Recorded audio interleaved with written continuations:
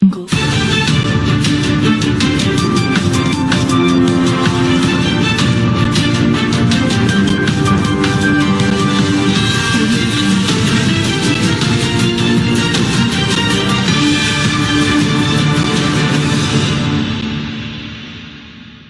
buenas tardes. Hoy en el noticiero Ponte al Día tendremos un reportaje especial acerca del Porfiriato y la Revolución Mexicana. Así es, en esta tendremos entrevistas con nuestro expresidente don Porfirio Díaz y su esposa, con Emiliano Zapata y muchos otros personajes que marcaron estas etapas de nuestras vidas. Empezaremos con un pequeño reportaje del reportero Juan Pablo Coral y nuestra reportera Yaret Canche. Adelante con la nota. Cuando en 1876 Lerdo de Tejada anunció su propósito de presentarse a la reelección, Porfirio Díaz se rebeló de nuevo en el plan de Tuxtepec. Esta vez consiguió expulsar a Lerdo de Tejada y accedió a la presidencia. El Porfiriato, 1876 a 1911. Un año después, en 1877, el Congreso lo declaró presidente constitucional. El primer intento del general Porfirio Díaz por alcanzar el poder ejecutivo se presentó en 1871 con la proclamación del Plan de la Noria, con el cual buscó oponerse a la reelección del entonces presidente Benito Juárez. No obstante, este contaba con apoyo mayoritario de la población para continuar con el poder por su notable administración durante los conflictos de la Guerra de los 3 años, la segunda intervención francesa y la imposición del Segundo Imperio Mexicano.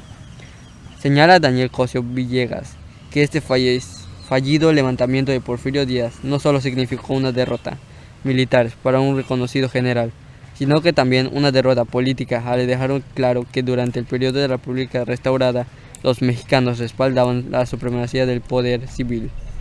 Esta convicción se vio reflejada en 1872, cuando, ante la repentina muerte del presidente Juárez, el orden constitucionalista no se vio alterado.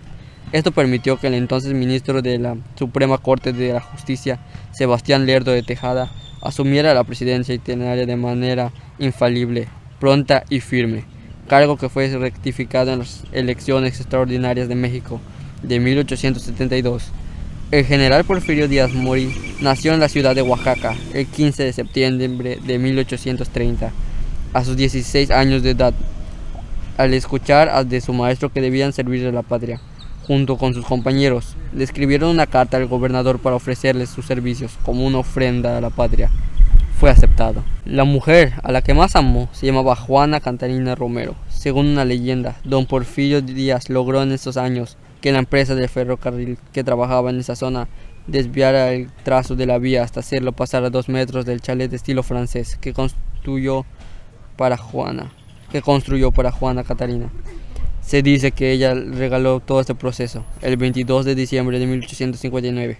El presidente de la República, Miguel Miramón, recomienda especialmente al gobernador de Oaxaca del ascenso inmediato al teniente coronel Porfirio Díaz por su brillante comportamiento en el ataque del Tehuantepec el 25 de noviembre del mismo año.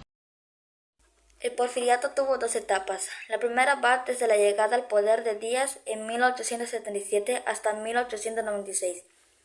Durante esta primera etapa y la segunda existió un cuatrienio, durante el cual estuvo a cargo el gobierno de Manuel González.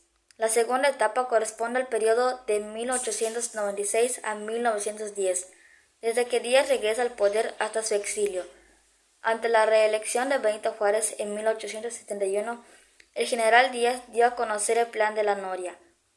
El 1 de octubre de 1871, en él planteaba que Juárez debía retirarse del poder y que era necesario modificar la Constitución de 1857 para que ya no hubiera reelección.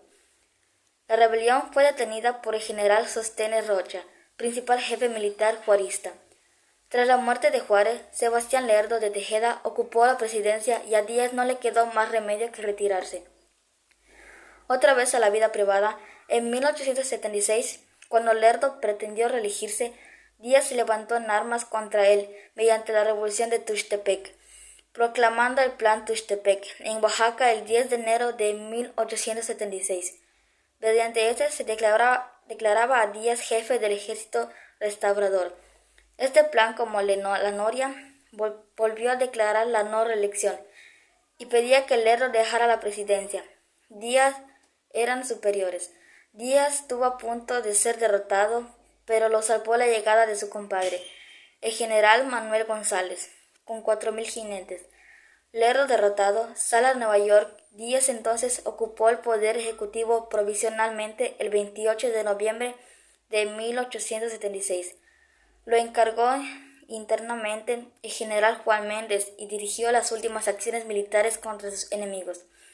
Tras un breve interinato de José María Cosme, se convocó a elecciones que bajo control militar limitaron la concurrencia a las casillas solo a los ciudadanos afines al plan de Díaz.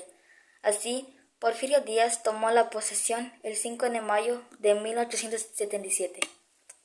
Como podrán haber observado, la llegada de don Porfirio Díaz dio un cambio radical tanto para la sociedad del país y la del extranjero. Sí, pues don Porfirio Díaz hizo cambios políticos, económicos y sociales, y pues a lo largo de su gobierno, el cual ha sido de 35 años, ha traído bastantes eventos, los cuales son: 1. El levantamiento lerdista de 1878, que fue un conflicto militar.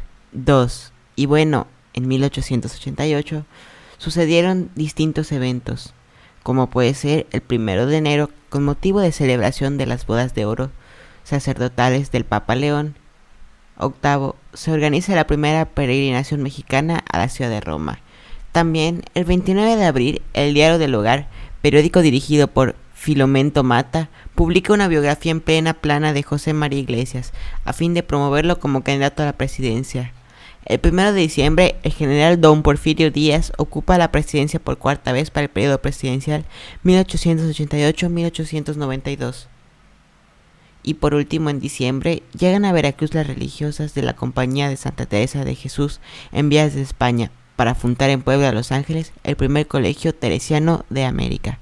Fin de la parte 3. Y a partir de esto, en distintos años suceden más eventos importantes. 1889. Se aprueba la Ley de Instituciones de Crédito. 1890. Se eliminan las restricciones legales a la reelección indefinida. 1891. Se crea la Secretaría de Estado de Comunicaciones y Obras Públicas. 1891. Se establece la educación obligatoria, gratuita y laica. En 1905, el gobierno mexicano realizó el cambio del sistema monetario bimetálico al patrón cambio oro. La huelga de Cananea estalló el 1 de junio de 1906. En Orizaba, Veracruz, el 7 de enero de 1907, cerca de 2.000 obreros de la fábrica textil de Río Blanco se amotinaron afuera de las instalaciones de esa empresa para protestar contra la sentencia del gobierno dictatorial de Porfirio.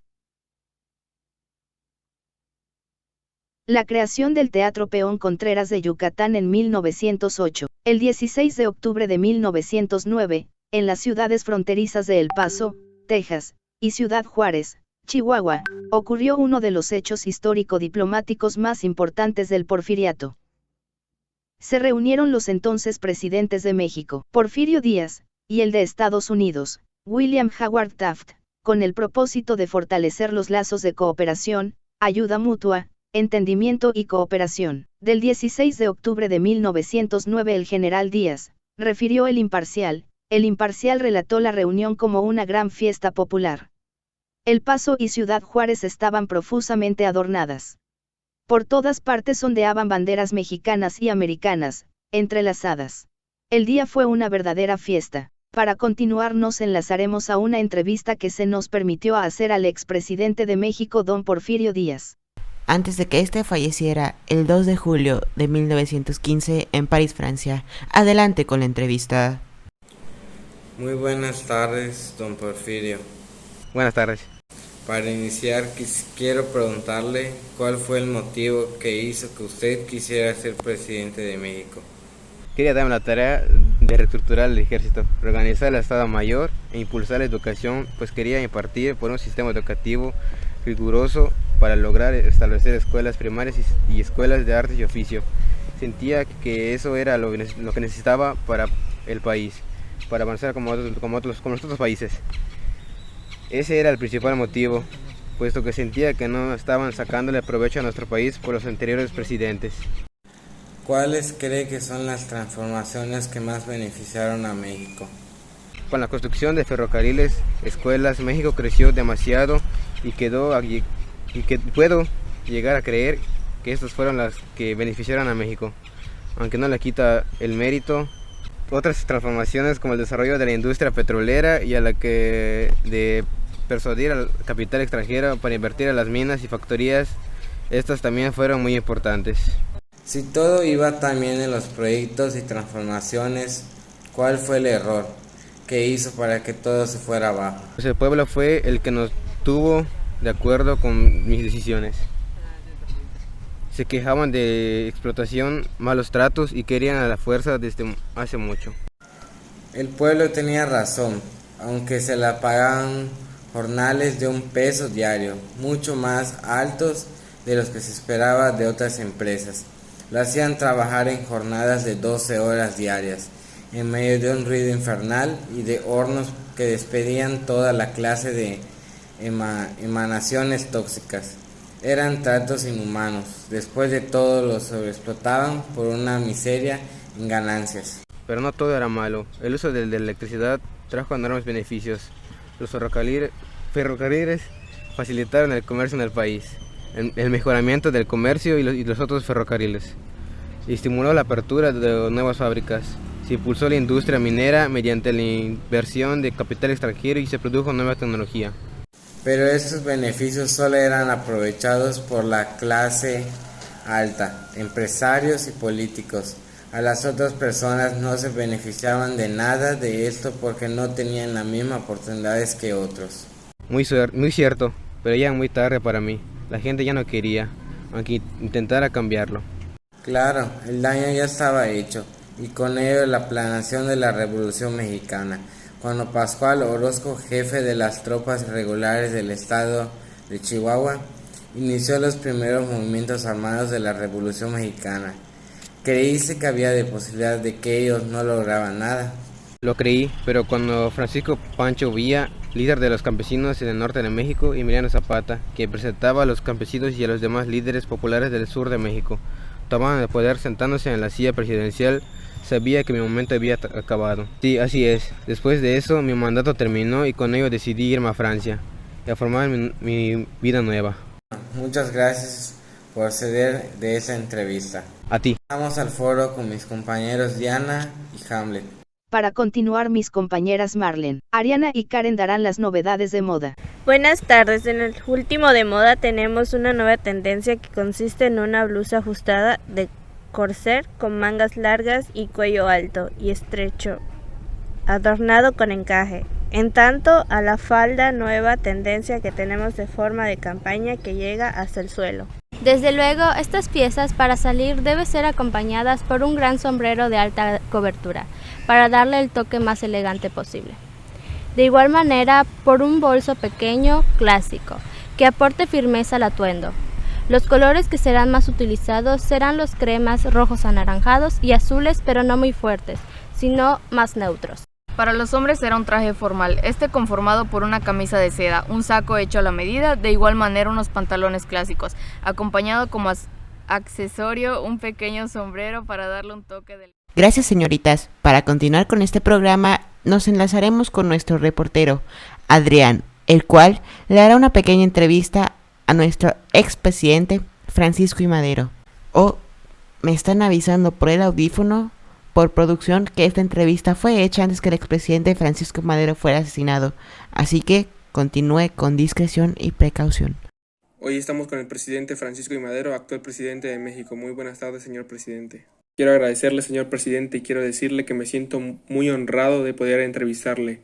Quiero empezar hablando acerca de la Revolución Mexicana, que lo hizo ahora presidente de los Estados Unidos mexicanos. Señor presidente, ¿podría decirnos cómo fue la Revolución Mexicana desde su perspectiva? Bueno, para iniciar, quiero que sepan que la revolución hubo demasiados conflictos a tratar. Para que iniciara la revolución hubo demasiados eventos y acontecimientos importantes. Para empezar, yo creé el Partido Nacional Antirrealista PNA.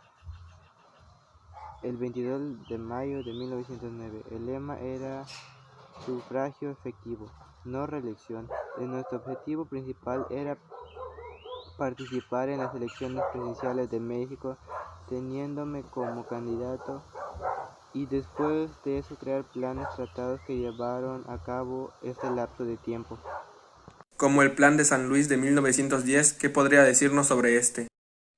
El plan fue prolongado por mí el 5 de octubre, que hizo una convocatoria para que la gente se levantara en armas contra Porfiriato con el fin de restablecer elecciones democráticas y liberales.